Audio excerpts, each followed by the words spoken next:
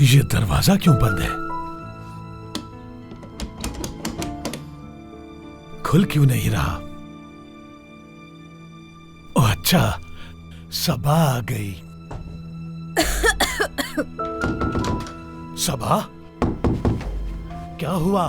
मेरे बगैर रह नहीं सकी इसीलिए वापस आ गई। दरवाजा खोलो सबा। सबा, जाओ यहाँ से। तुम यहाँ क्या कर रहे हो आजम? दूर रहना सबा से। तो इसका मतलब वो वाकई आ गई। सबा, सबा, क्या हुआ? क्या उस अमीर लड़के ने तुम्हें छोड़ दिया? बताओ मुझे।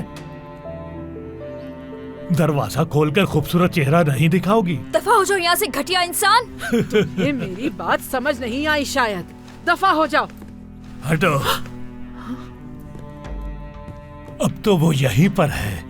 आज नहीं कल बाहर तो आएगी ही ना।